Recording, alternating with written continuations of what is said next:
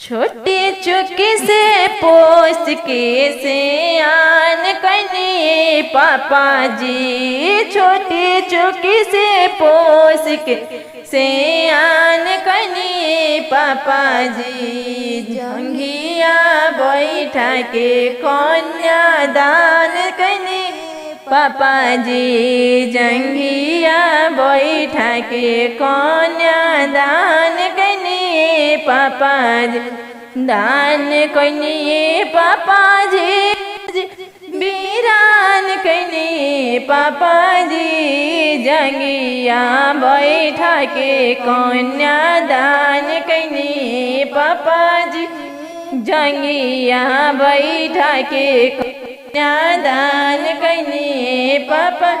छोटी चुकी से पोस के सियान कनी मम्मी जी। छोटी चुकी से पोस के सियान कनी मम्मी। जंगिया बैठा के कन्यादान कनी मम्मी।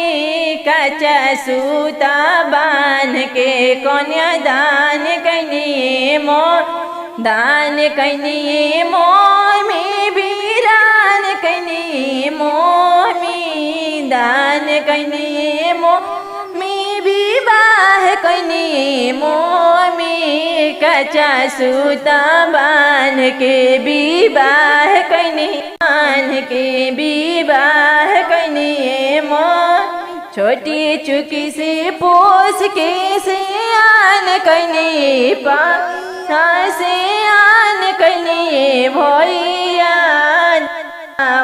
गिराई के दान कनी भैया। धरावा गिराई के दान कनी भैया। वीरान कनी भैया।